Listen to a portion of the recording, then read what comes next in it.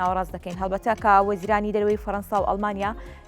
کۆبوونەوە و دوای کۆبوونەوەکەیان لەگەڵ ئەحمەد لە دیمەشقیان پێویستە گەرنتی متمانە پێکراوی ئاسایشی کورد لە سووریای نوێ بکرێت و هەروەها کێشەی کورد لە ڕێگەی با بڵێن گفتوگۆی سیاسیانەوە چارەسەر بکرێمە لە چەند بابەتێکی دیکە کە لە کۆبوونەوەکاندا گفتوگۆی لەسەر بکرا. باس لە کاریگەری ئەم کۆبوونەوانە دەکەین لە چارەسەرکردنی ئەو گرفتانەی هەیە واروەها هەوڵەکان بۆ نووسینەوەی دەستورێکی نوێ لە سووریا و پرسی کورد لەم نێوەندەدا بەکوێ دەکات. ئەم بابەتانە گفتوگۆ دەکەین بە میوانداری زۆر بەڕێز ئەرسەلان مەحموود کە بەڕێزیان وەکو نووسەر و چاودێری سیاسی ڕاستەوخۆ لە گەڵمانن لە ڕانیەوە. کاک ئەرسەلان سپاس بۆ ئامادەبوونی بەڕێستان بە خێراتی. دەپرسم هەڵبەتە لە با بڵێن چەند ڕۆژی ڕابردوودا وەزیرانی دەرەوەی فەڕەنسا و ئەڵمانیا کۆبوونەوە و چەند بابەت و تەوەرێک گفتوگۆی لەسەر کرا. ئەم کۆبوونەوەیە چۆن خوێندنەوەی بۆ دەکەن بۆ چارەسەرکردنی ئەو کێشەوگیر و گرفتانی کە ئێستا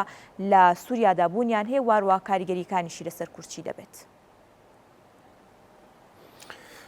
زۆر سپاس سڵاو لە جەناب دووە لە بینە بەڕێزەکانی کورسات.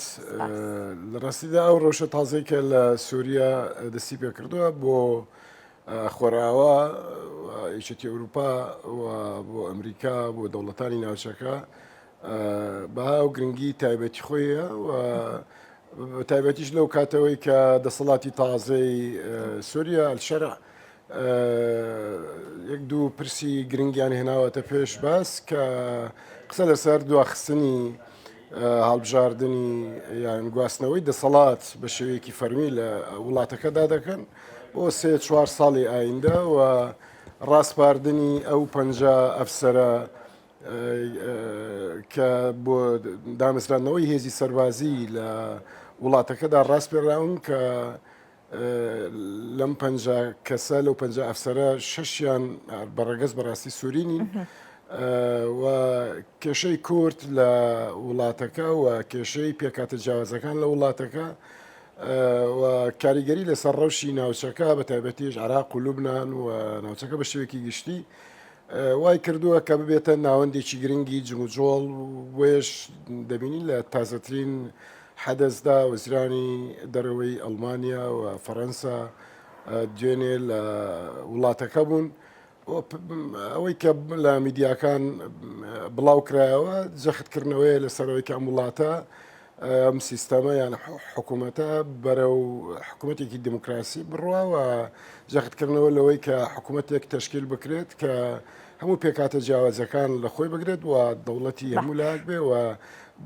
ئامانجەکەش بەڕاستی بۆ خۆرئاوە دوورخستنەوەی ئەم دەوڵەتە لە توندوتیژی لە ئەو حرەکە جیهادیەی کە هەندێک پێیان وایە لە ئایندەدا دەبێتە مەترسی لە ناوچەکەدا. بە شێوەیەکی گشتی ئەم خاڵانەیە خودم ئامانجانەی کە بە هەند وەرەگیرێتەوە قسەی لەسەرکراوە ئەمە لە بەرژەوەندی چلایەنێک دەبێت. دەکرێت بڵێ ئەم چاوەڕوانیە و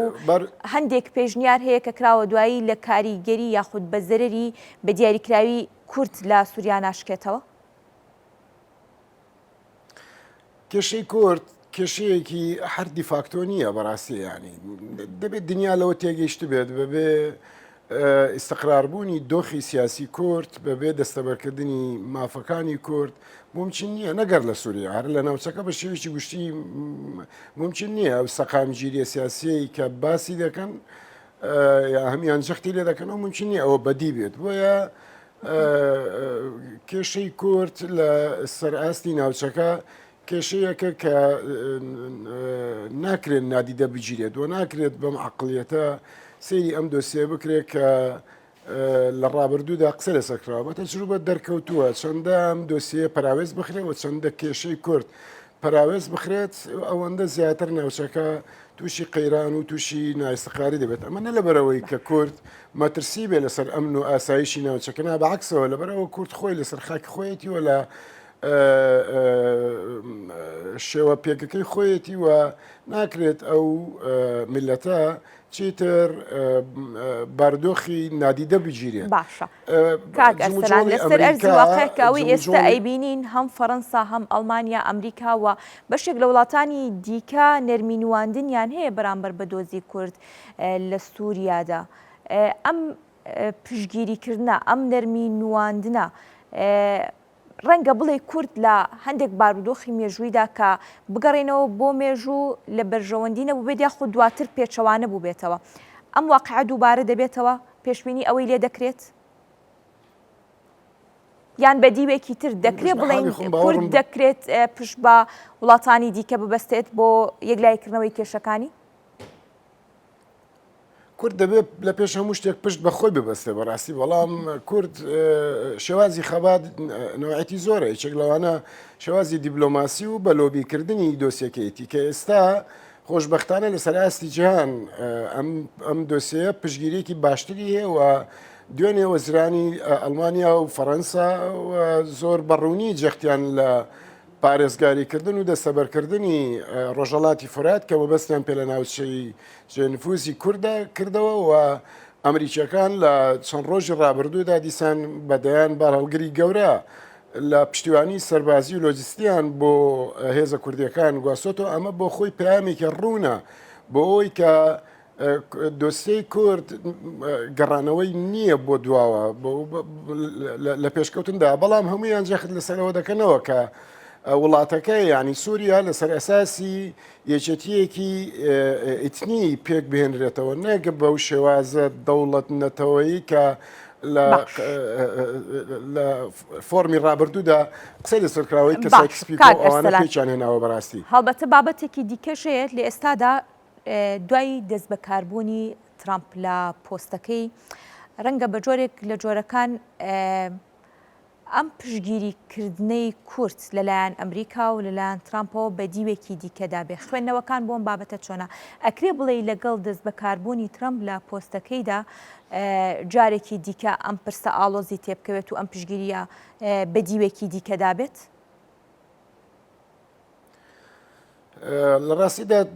هەڵسکۆتی ترامپ زۆر پێشبینیکراو نییە بەڕاستی بەڵام ئەمریکا سیاسەتی تایبەتی خۆی هەیە و استراتیژی تایبەتی خۆی هەیە ئەمریکا خاوەن پێگەی خۆیەتی لە سووریا و ئەم ناوچەیەش کە جێنفوسی خۆیەتی بەڕاستی کە دەکەوێت جێ ناوچەی کوردەکان ممکن نییە پاشەکشەی لێ بکات تورکیا دەتوانم سووریا دەتوانم بڵم ئێستا دابەشی سەرسێ نفوز بووە ینی بە شێوەیەکی ڕسمیش نەبێ بە شێوەی ناڕسمی کە ناوچەی جەنشینی کوردەکان و ئەمریکا تێیدا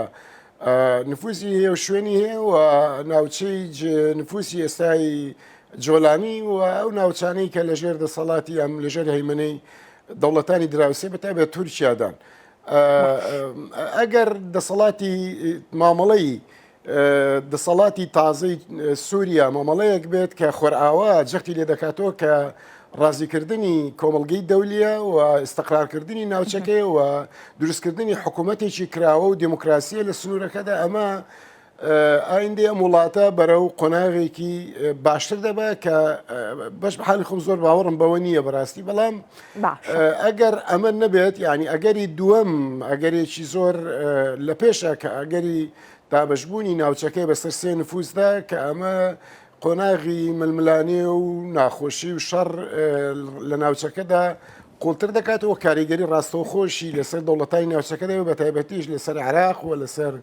لوبنان و لەسەر ئەو دەوڵەتانی دەوروبەری سووریا بەڕاست کاک ئەرسەلان هەڵبەتە دوێنێ وەزیری دەروێ فەڕەنسا ینی زۆر بەڕوونی پشگیریکردنی خۆی بۆ کوردانی سووریا دووپات کردەوە بەڵام لە بەشێک لە میدیارەبیەکان و بە دیاریکراویش لە جەزیرە خوێندنەوەی جیاواز بۆ ئەم بابەتە کراو و بەشێک لە میدیا کوردیەکانیش کەوتنە ئەم هەڵەیەوە چۆن خوێندنەوە بۆ ئەم بابەتە دەکەن جەزیرەت میدیایەکی ئایدۆلۆژیستە ینی بە ئامانج هەندێک دۆسیە دەوروژێنێ و دەجوڵێنێ لە ڕاستیدا دوێنێش فەڕەنسیەکان ڕوونکردنەوەیەکیان هەبوو لەسەر ئەم بابەتە پامی یەکێتی ئەوروپا دوێنێ هەر وەک دوو دەوڵەتی ئەوروپی نهاتوون ینی دابنیشن دەتوانم بڵێم وەکو یەکێتی ئەوروپا هاتن پەیامەکانگەن و دوو وەزیر ڕاستە نوێنەراتی دوو وڵاتیان کردو بەڕام پامی یەکێتی ئەوروپاشیان بۆ سووریەکان هێناوە یا با بڵێم بۆ دەسەڵاتی تازەی سووریا هێناوە کە جەختکردنەوەیە لەسەر حکوومەتێکی دموکراسی لەسەر حکوومەتێک کە هەموو پێکاتەکان تێیدا بەشدار بن و نفوز بن و بەڕوونیش ڕایانگەاندووە کە ئەوان پارێزگاری لە هاوپەیمانە کوردەکانیان دەکەن ئەوە پەیمانانەی کە ڕۆڵێکی ئەزگار گرنگ و کاریگەریان بینیوە لە ڕوبڕبوونەوەی داعش خۆر ئاوا بە هەموو شێوەیەک لە پێنا ئەوەدا دەجەنگێت کە ناوچەکە هێزی توندوتیژ و ناوچەی جێنفوزی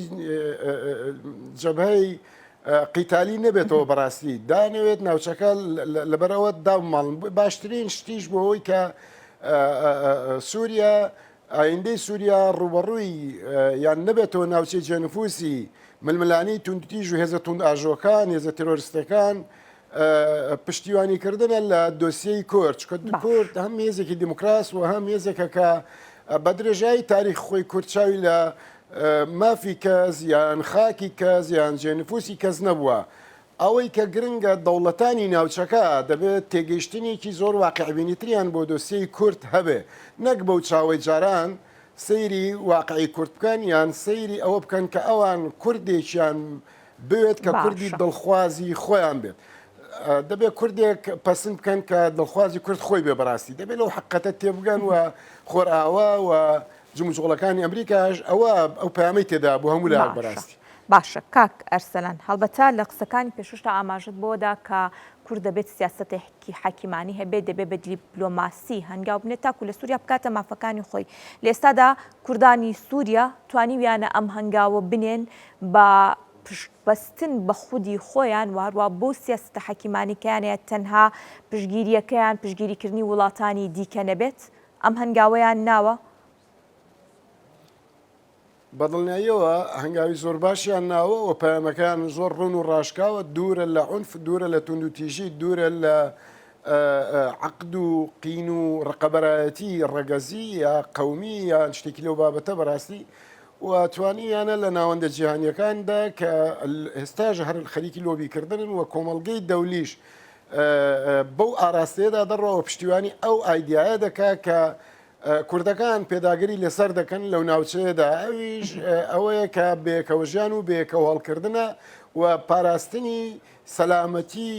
کووردە ئەو بە دڵنیاییشەوە بەبێ پارێزگاریکردن و دەستەبەرکردنی مافەکانی کورد وەکو لە پێشەوەش باسمان کرد ممکن نییە ئەو ئیستقرارە سیاسیە ئەو سەلامەتە سیاسیە لە ناوچەکەدا بەدی بێت کە هەمویان پێداگری لەسەر دەکەن و بۆ خۆرئاوا زۆر جێی باەخ پێدانە لەبەرەوە ئەوان نانەوێت جارێکی کە دەوڵەتی سووریا ببێتەوە جێی ململانەی هێزە نێودەوڵەتیە ناوچەیەکان یان ببێتە جێی تەراتێنی گروپە نامۆ و نەخوازراوە تیرۆریستیەکان لە ناوچەکەدا بۆیە ئەم هەموو پشگیریکردنە و ئەم سەردانەیەک لە دوایەکان و ئەم پشگیریە سەربازی و لۆجیستیکی بۆ کوردەکان لە ناوچەکەدا دەکرێت ئەمە پەیامێکی ڕوونی بۆ دەوڵەتانی ناوچەکە تێدایە و بۆ خودی کوردیش تێدایەتی کورد پێویستە نەگەر لەسەر ئاستی ڕۆژئاوا و لەسەر ئاستی هەموو کوردستان پێویستە تێگەشتنێکی هاوبەشی بۆ ئەم بابەتە هەبێ و پێویستە مامەڵەیەکی زیرەکانە و عەقڵانە و مەنتیقیانە لەگەڵ ئەم پێشاتانە بکات هەڵوێستی پارچەکانی دیکە بۆ کوردانی سووریا لە چه ئاستێکدا و ئەم هەڵوێستە چ کاریگەریەک بەجێ دەهێڵێت لەسەر یەکلایکردنەوەی چارەنووسی کوردانی سووریا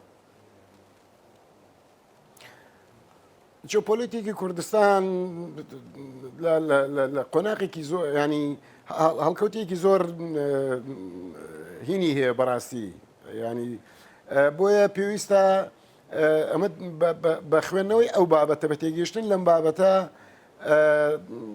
هێشتا لە ئاستی پێویستدانیە کوردەکان دەتوانن لە سەرا سێر چوار پارچە گوتارێکی نیشتیمانی تر پامێکی نیشتیمانی تر بگەێنە گەلانی جیهان ئەم بابەتە چیتر ناکرێت بە شەرم و بە عەتف و بە حەنینەوە مامەڵەی لەگەڵ بکرێت ڕاستە بەرژەوەندی دەوڵەتانی ناوچەکە گرنگە و پێویستە ڕێزی لێ بژرێت و پێویستە احترامی بژرێت لەلایەن هێزە کوردستانیەکانەوە بەڵام لەگەڵ ئەوەشدا بەڕاستی مەمانای ئەوە نییە کە کوردەکان لە هەر چوار پارچەی کوردستان بە شەرمەوە پێداگری لەسەر ماف و خواستەکانی خۆیان بکەن دەبێت پامێکی ڕوون و ڕاشکاوتریان هەبێ و پێویستە پامێکی نیشتیمانیان هەبێ و پێویستە ڕاستەوخۆ ناڕاستەوخۆ لۆبی بۆ ئەم قەزیە بکەن چکە تێکچوونی دۆخی کورد لە هەر یەکێک لە پارچەکانی هەرێمی کوردستانیەوە چ لە ڕۆژئاوای کوردستانی تێکچوونی ئەم دۆسیە بەڕاستی تێکچوونی هەموو قەزیی کوردە و کاریگەری و کارلێکی زۆر ڕاستەوخۆی دەبێت لەبەرەوە یعنی بە ئەگەر هێزێکی سیاسی لە